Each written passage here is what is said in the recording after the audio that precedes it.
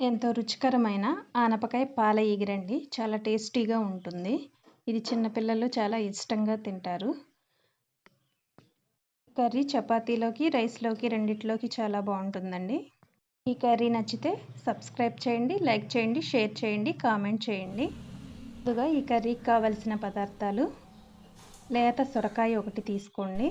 Next onions 2, పచ్చిమిర్చి 2 ఎండుమిర్చి, వెల్లుల్లి రెబ్బలు 2, తాలింపు గింజలు, జీలకర్ర, కరివేపాకు, ఉప్పు, కారం, ధనియాల పొడి, పసుపు, నూనె, మెయిన్ ఇంగ్రీడియంట్ పాలు తీసుకోండి.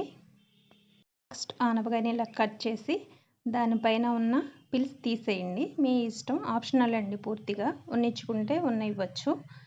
దీన్ని ఇలా ముక్కలుగా కట్ చేయాలి. చాలా చిన్నవిగా కట్ చేసుకోండి. ఆనపకాయ లేతగా ఉండడం వల్ల త్వరగా మగ్గిపోతుంది. ఇలా కట్ చేసిన ఆనపకాయని, ఆనియన్స్ని, పచ్చిమిర్చిని తీసి పక్కన పెట్టుకోండి. నెక్స్ట్ స్టవ్ ఆన్ చేసి దాని మీద బాండీ పెట్టి అది హీట్ అయిందో లేదో ఒకసారి చెక్ చేసుకొని అందులో 2 టేబుల్ స్పూన్ల ఆయిల్ వేయండి. ఆయిల్ హీట్ ఎక్కిన తర్వాత వెల్లుల్లిపాయలు, ఎండుమిర్చి, జీలకర్ర, తాలింపు గింజలు, కరివేపాకు వేసి లైట్గా వేగాలండి. సిమ్లో పెట్టండి, లేకపోతే తాలింపు మాడిపోతుంది. నెక్స్ట్ కట్ చేసుకున్న మనం ఆనియన్స్, పచ్చిమిర్చి అవి 2 వేసి ఒకసారి తిప్పండి. అందులో కొంచెం సాల్ట్, పసుపు వేసి ఒకసారి తిప్పితే ఆనియన్స్ వేగుతాయండి. ఆనియన్స్ రెడ్ బ్రౌన్ కలర్లో వచ్చేటట్టు వేయించుకోండి. పచ్చివాసన అంతా పోయిన తర్వాత మనం ఆనపకాయ ముక్కలు వేసుకోవాలండి. ఒకసారి మూత తీసి చూస్తే ఆనియన్స్ కొంచెం రెడ్ కలర్లోకి వచ్చాయండి. ఇవి ఇలా ఉన్న తర్వాత మనం కట్ చేసుకున్న ఆనపకాయ ముక్కల్ని ఇందులో వేసి లైట్గా సాల్ట్ వేసి ఉడకబెట్టాలండి. ఆనపకాయ ముక్కల్లో సాల్ట్ వేయడం వల్ల వాటర్ వస్తాయండి. మనం వాటర్ వేయవసరం లేదు. అవి ఎంతటికవే మగ్గిపోతాయి. మూత పెట్టి 10 నిమిషాలు అలా ఉన్నిస్తే సిమ్లో పెట్టుకోవాలండి.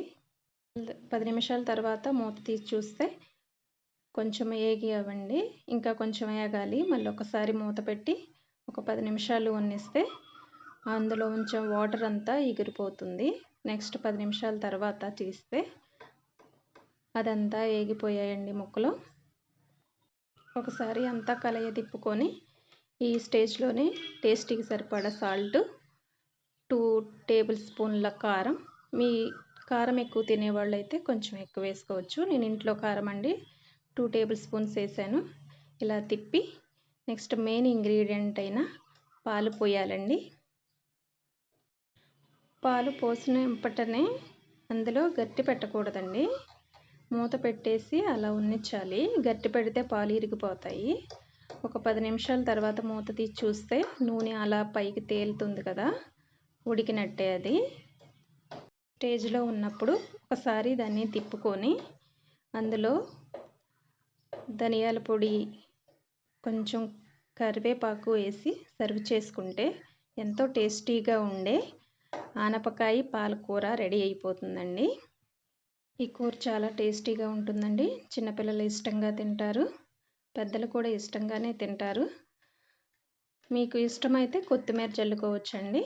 కరివేపాకు వేస్తే చాలా టేస్ట్గా ఉంటుంది. నెక్స్ట్ దీన్ని సర్వింగ్ బౌల్లోకి సర్వ్ చేసుకోవడమేనండి. ఎంతో రుచికరమైన ఆనపకాయ పాలకూర రెడీ అయిందండి. మీకు నచ్చితే కామెంట్ చేయండి.